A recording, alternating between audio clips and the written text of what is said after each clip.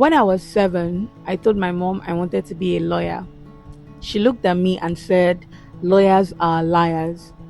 That moment stuck with me, and for a very long time, I didn't know what I really wanted to be. It wasn't until years later that I found my true passion in fashion illustration.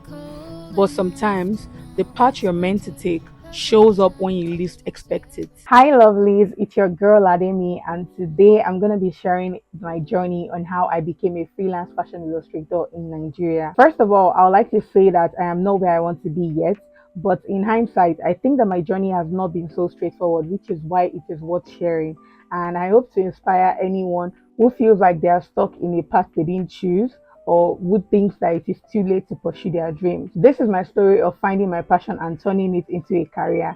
I hope you guys enjoy this one. Guys, let's get comfortable for this one, okay? Let's get comfortable. When I was 7, I remember telling my mom that I wanted to be a lawyer. And she looked at me and laughed and said, "Lawyers are liars." That was the first time that I had a dream other than being a princess. Like, every kid wants to be a princess, right? Fast forward to 6 years later, I had to pick a department in secondary school, and I had asked my mom what I should pick because obviously I know nothing, right? Like, I didn't really have a dream. I didn't really have anything that I was interested in at that point in my life. And she had told me to go for sciences. She said I was going to be a doctor. And after two failed jam, not necessarily failed, but I never met the cutoff mark for medicine. So after failing twice, I ended up studying chemistry, and that was how I became a chemistry student. So while I was in secondary school, a lot of my peers at that point would always tell me, "Class, you should be in art class. You look like an art student. You look like this, you look like that. You don't fit in science." They weren't saying that because I wasn't good in class. I was actually above average. I wouldn't say I was the best student. I was not the best student, but I was above average to my own belief. So they would say that because I had the art personality, art girl personality. I was not even drawing then, but I had that personality in me. I used to read a lot of novels. I remember the first novel that I read was Ben Carson, Gifted Hands, and I was in primary 4 at that point.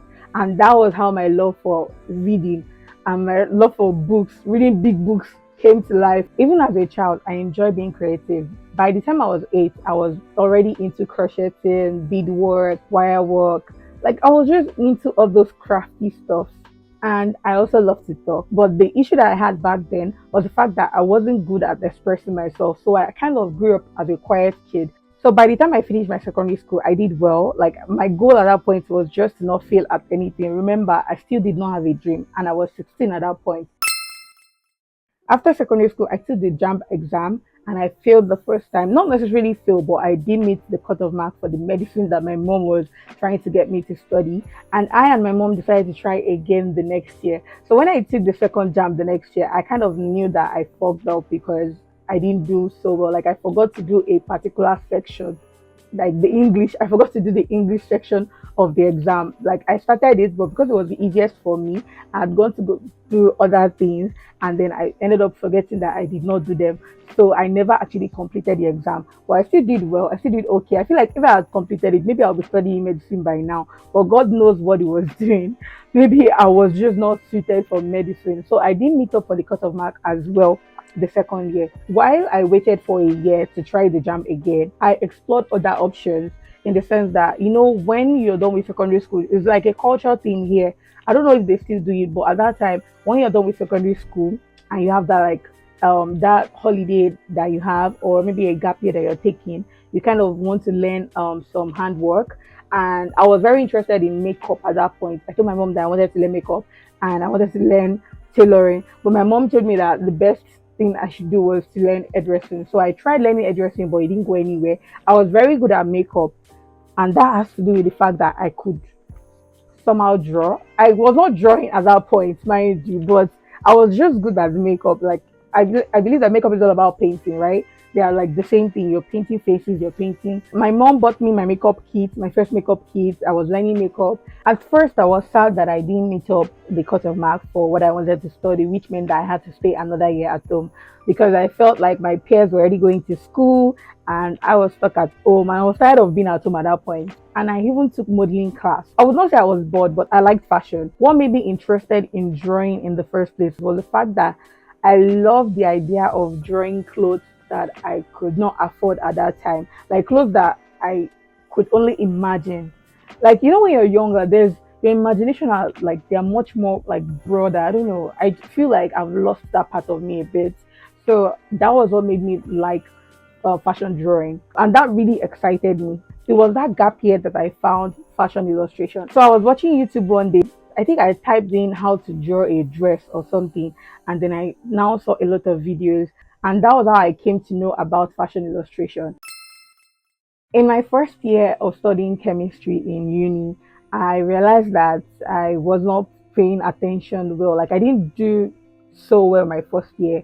So the second semester I was like, I have to be serious, I have to be serious. And in that semester, I did not draw a single thing because I was just like, no, this is just a hobby I'm doing on the side. So I dropped it.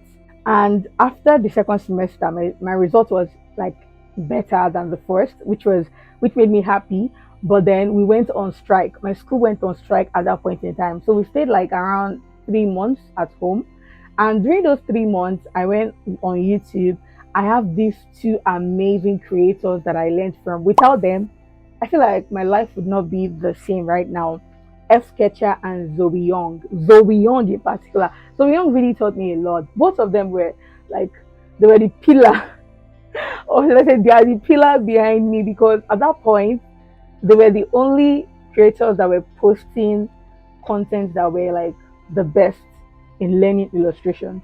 They do manual illustration, by the way. Another point, I was doing manual. I remember I was using the makeup my mom bought me to to paint. My mom never forgave me because I used my foundation to do the skin color because I could never afford art supplies at that time. So shout out to Zoe Young and F Sketcher. You guys have my heart always. I'll forever be grateful to you two creators. So towards the end of that year that I stayed on for 3 years, I finally started getting a little bit of commissions here and there.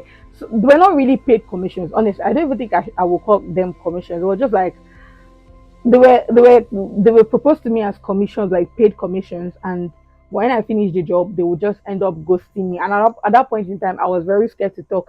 And these people found me on Instagram, by the way. My personal Instagram that I had at that point, I had been posting the sketches that I was making. I would like put some on the screen. They are not like the best illustration, which is why I kind of understand why other people would not want to pay for it at that point. A lot of that happened when I first started. A lot of people would tell me, "Oh, don't worry, I'm gonna pay you when you're done."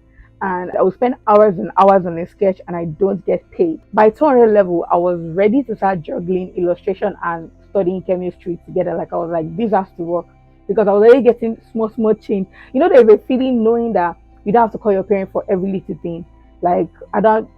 At that point, I was feeling like a big girl. That 5K, if I collect my 5K like this, I would just be very happy. That 5K can be for like 5 sketches though. That was in 2018, so I was very much contented with what I was getting. By 2019, I got my first hybrid job. This was a luxury brand. They had seen me on Instagram. Mind you, I'm still not big on Instagram. Even to date, I'm still not big on Instagram. Like I have at that point, I feel like I would have had like maybe 1,000 followers or 2,000. I really can't remember. But they reached out to me. They said they found me on Instagram, and I was not promoting or anything. But I guess when they find fashion illustrator or fashion illustration, my name will pop up because I had used fashion illustration in my like username. When I tried to like give my illustration page a name or my page a name, I was just thinking, what can I give it? Let's do Lade Fashion Illustration. I actually wanted to use Made by Lade, but I also wanted people to know what I was doing direct without thinking of what does she do. Like when they see the name pop up, they don't have to think what does she do. So that was my mindset then.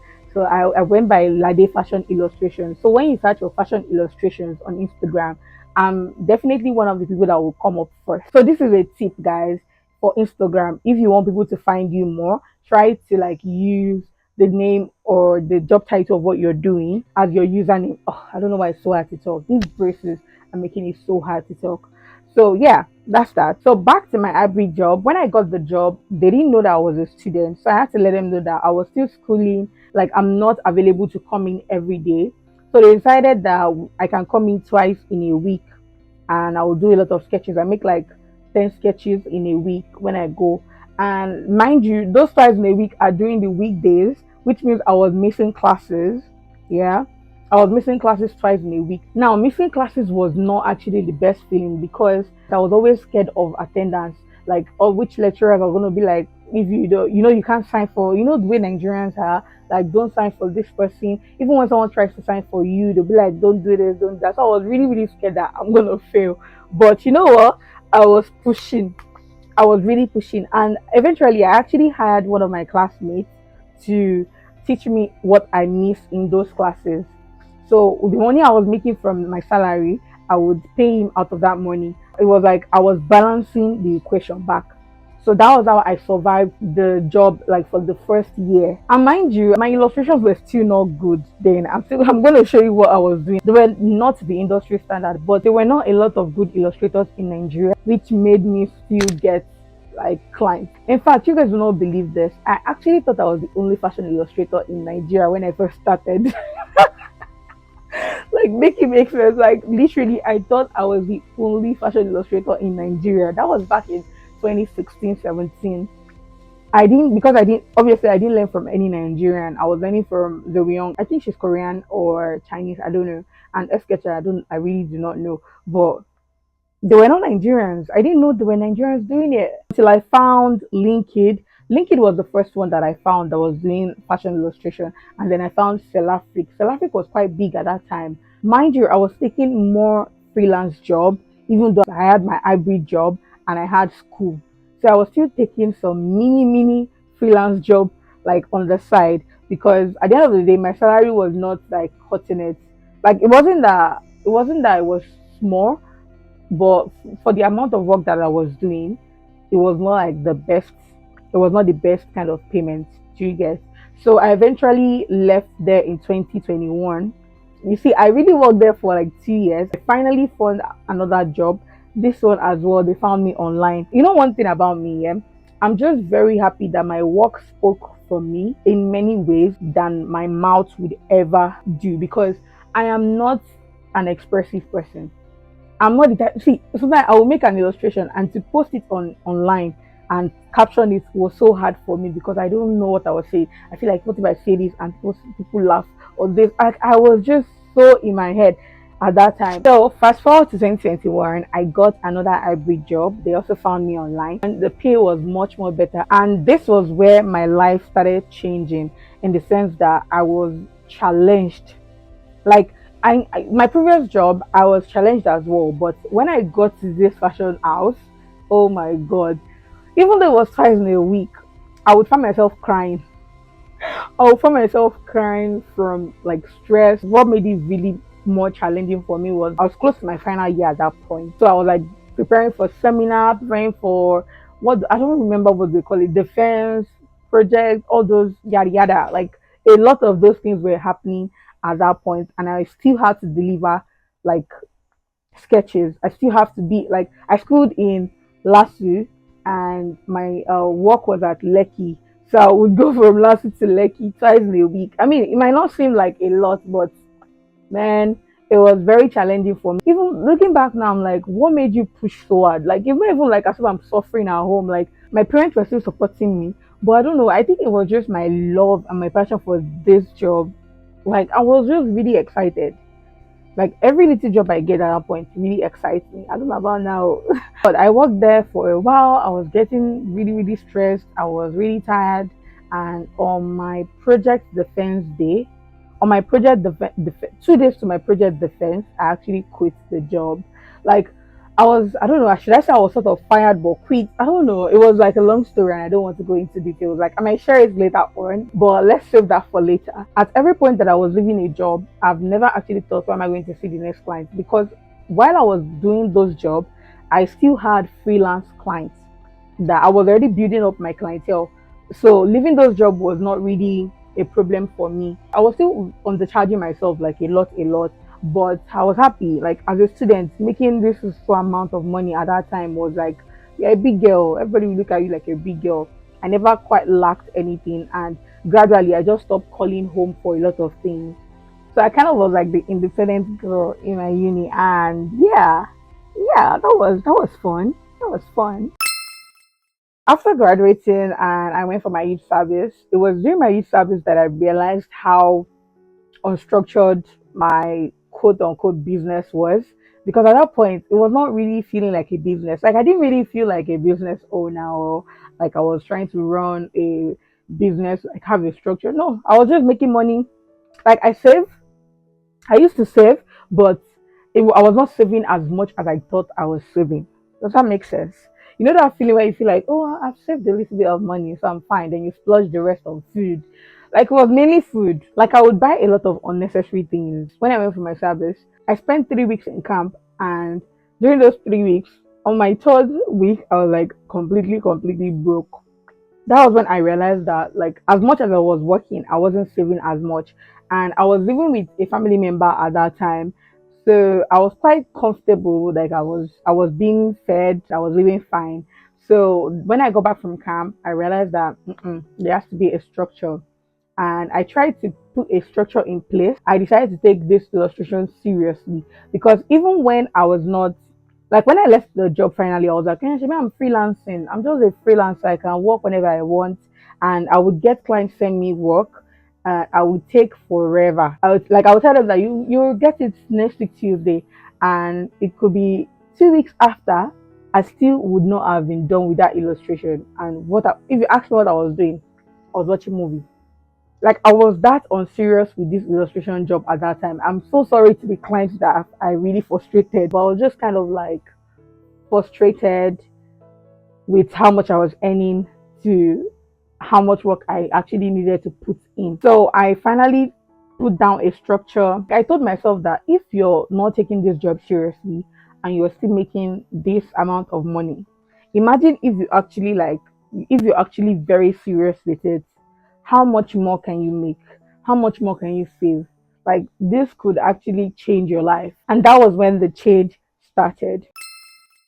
When I first started illustration, I told you that I do manual illustrations, right? But at that time, my mom gave me her old phone, like she changed her phone and she gave me her old phone. She was using a Samsung Note 2. And Samsung Note 2 has like this small pen that comes with it at the end of the phone, like it's attached to the phone. That was how I started digital illustration. It was a day to my jam exam that I found out that you can actually draw on your phone, and I was like make it make sense. I was like so excited. I used my mom's Samsung Note 2 for months. It was until I told my dad that I needed a tablet, and I finally got my first tablet. It was not an iPad. I started my illustration work on Autodesk Sketchbook, because Procreate does not actually work on Android. It only works on iOS. So at that point, I was using Autodesk Sketchbook. I also used Infinite Painter. I even tried IBIS X. I don't know if I'm pronouncing that one right. I tried a lot of digital drawing apps. Then I decided I was going to be using Autodesk Sketchbook. It was the simplest. It has the simplest interface. So if you're a beginner and you cannot like afford an iPad, or maybe you're using a Samsung tablet, you can download Autodesk Sketchbook, because it is the best for beginners.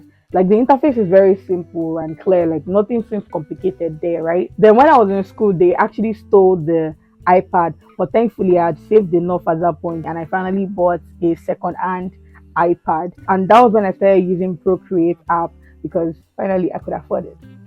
If you do not know Procreate is a one-time payment app where you can draw, you can even use it to take notes as well. So fast forward to that, I've upgraded since then. In 2022, I upgraded my iPad again to a bigger one, because I was using an 11-inch before. Now I use a 12.9-inch because I wanted a wider screen.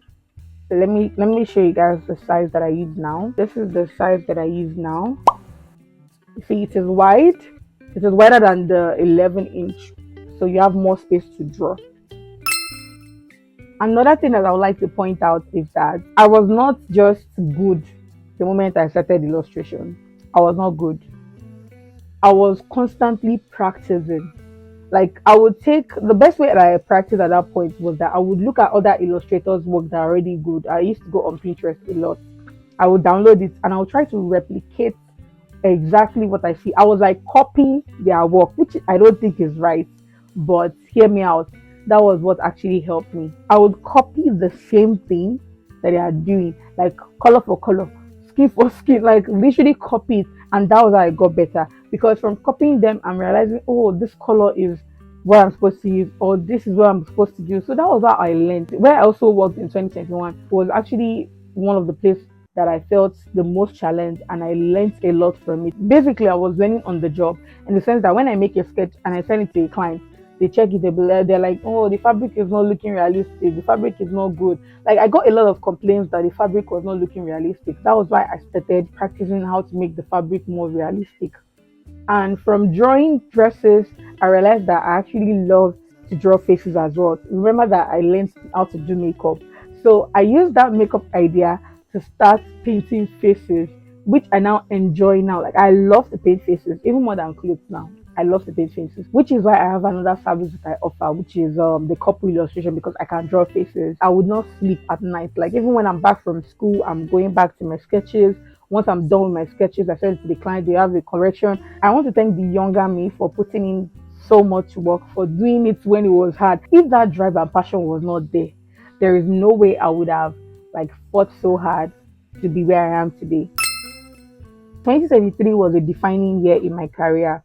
It came with one lost job, one depressive episode, and one housing crisis. But it taught me this valuable lesson. Patience is key. Achieving your goals takes time. Like, at that time, I had so much goals. I wanted to work with this brand. I wanted to work with this brand. I wanted to, but it was not something that was going to happen overnight, especially when I'm not known. Even till now, I'm still not big. I will tell people that your Instagram followers does not actually define success for you. Although when you have a lot of followers, like genuine followers, there is nothing you're going to put out there that would not sell. I believe so. I strongly believe so. But I also don't think you should now think, oh, because I don't have a lot of followers, I can't be successful or I can't do this. No, you will still get your own clients. Your people will find you. That's just it. All you have to do is just be patient. Like, keep on putting in the work behind the scene and putting out the work for people to see. Your work will do the talking for you. But also talk, oh, don't be like me. Because for the longest time I wasn't talking. Like, I was just hoping and praying to God that my work should speak for me. And my work did. It did speak for me. And another thing that I learned is that mistakes are part of the process. Like, there were so many mistakes that I made, contract mistakes. Yes, because nobody, when you have no mentor, you have nobody actually telling you, this is, sorry, I keep looking, I'm trying to see if the camera is still going because I don't have space. Like, you need to, I didn't have any mentor. Like, I literally remember that I messaged one of the illustrators that I know at that point, like the big illustrator. I had to ask him, please, how much do you charge and how much this and that. Like, I asked for advice. I was not shy. Like, at some point, I was getting to a point where I was not shy to ask people questions. Like, the least they would do is to not respond to me. So you can reach out to people that are doing better in your niche and just reach out to them and ask them questions that you think you have, because you don't know, you can never tell. They can actually respond to you.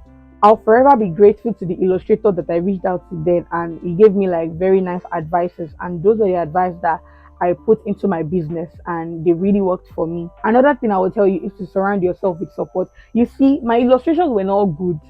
In fact, I can show you here. They were not good, but my friends were hyping me up so bad that I felt like I was literally one of the best illustrators. Even tonight, I have friends that hype me up, and that makes me feel like, oh, I'm the best. Because the moment you feel like you're the best, like literally everything will just start coming easy. Like, it starts from the mindset. Even when I want to do an illustration, like I've never done this illustration before, I will start thinking about how to do it before I even pick up my pen to do the sketch, because I believe everything starts with your mindset. If you think it is hard, it's going to be hard by the time you start sketching. But if you already like start thinking, oh, what's the best way I can do this thing? But before actually getting to it, you're going to like do better. So having friends that actually boost your confidence is one of the key things that I would say I really learned in that year. Another thing that I learned is to stay focused. There were a lot of things that I wanted to do at that point in my life. Like, my peers were out socializing. I would have loved to socialize, but I kind of think this job made me into an introvert. I grew up as an introvert, but I could have been extroverted because I realized that when I'm around certain people, I'm very extroverted. But this job actually made me more introverted, which is good. That way, I was able to focus on illustrating. Like, I would sit down for hours. I'll sit down for 4 hours, 5 hours illustrating or practicing a particular illustration that I know needs more work. So that was how I got better, practicing and staying focused. And lastly, what I did was to believe in myself. If there is one thing that I think got me here, it ties to the fact that I said having people to support you and you believe that you're the best. Because I totally believed in myself. When I was leaving my first job, I believe I was going to find another job. When I got my second job and I left my second job, I believe I was still going to find clients. Like, I always, at every point, sometimes I'm going to doubt myself. I'm not going to lie. It was not every time that I was like, oh, everything is going rosy. There's sometimes that I feel like, am I really going to make it? Am I really going to do well? But the truth is, deep down, I know that I can do this. I know that I will be able to do this, which is why I just believe in myself. I just believe in myself strongly. That's literally what I learned in 2023. It was one of the hardest years in my life, but it was a year I had to go through. And I ended the year a different person, from being unserious to now establishing my career and knowing that this is what I wanted to do going forward. And I was more determined to keep going forward. For the longest time, I thought that success was defined by how much you make or how many people know you, like how many people recognize what you're doing. But I've learned that it is all about doing what makes you happy. Because if this was not something that made me happy, I don't even think I would still be doing it now. Like, I've never actually thought about, like, should I just quit illustration in general? Even till now, like, I'm like, I don't really know. Like, in 3 years time, in 4 years time, 5 years time, what am I going to be doing? Am I still going to be doing the illustration? Like, is it going to still be a market people will be interested in? I have those thoughts. Like, I still have those thoughts, and that makes me feel like, or should I just go back to school, maybe go for my master's? Like, obviously, I feel like I'm still gonna go for my master's because I did well when I was in school. My chemistry, I did okay. I had 2-1, which is like still okay, second class upper. But for now, this is what I think is working for me, and I would like to still keep going on with this. When you see something working, you keep doing that thing, you keep repeating that thing. So that is why I'm still here. 7 years down the line, I think it's 8 years now. 8 years down the line, and I'm still doing what makes me happy and making money while at it. So these are the goals that I set for myself. Number one, I'm gonna be very audacious. Like 2025, I'm gonna be very in your face. I'm not gonna be keeping quiet about myself anymore. I am going to be more expressive. I'm not going to be afraid to be seen, which is one thing I'm already practicing this year already. And lastly, more importantly, I'm gonna find joy outside of work. I know my work gives me happiness, like making money makes me happy. But I think there are other sorts of joy that I would also like to explore. So that will be my goals for next year. I don't know what the future holds for me, but I'm committed to working hard and making a name for myself at every stage of my life. So anyone going on a similar journey, just remember, keep going. Whatever hard work you're putting into whatever you're doing right now, it is going to pay off at the end of the day. Learn constantly. I believe that the moment you stop learning is when we start dying. One thing I would like to point out is that there was a point whereby I feel like I was already so good. It was getting to my head. I was feeling like I was so good and I was not learning new things. And I realized that I was now feeling bored of my work. And that was like 2021, and I was not even as good as I am now. So imagine if I had felt like I know everything and I just stopped learning new things and I kept on doing the things the old way. I would not be where I am today. You have to understand that we need to constantly be learning. Like, new things are always coming up. We have AI. People are learning how to do AI now, just like 3D illustrations. A lot of people are doing 3D now. Right now, I cannot afford to do 3D illustrations because I do not have a laptop. But I know that with time, I'm going to be able to afford that, and that's another step that I can take my job into. And lastly, I want you to know that everybody's journey is unique to themselves. My journey is going to be different from your journey. His journey is going to be different from her journey. But at the end of the day, everybody is running their own race and will get to the like finish line. My God's race. So just do you be ready to learn. So if you're watching this and you're wondering if you can make your passion your like career, just know that you can. It will just take time, but you can. Define success on your own terms and don't be afraid to adapt. Like, be quick to adapt to things. I'm not where I want to be yet, but I know that the progress I've made reminds me that the journey is as important as the destination. So just do you, girl. That is my journey on how I became a fashion illustrator. And I hope you are able to pick up a thing or two from all I've said. And see you in the next video. Bye.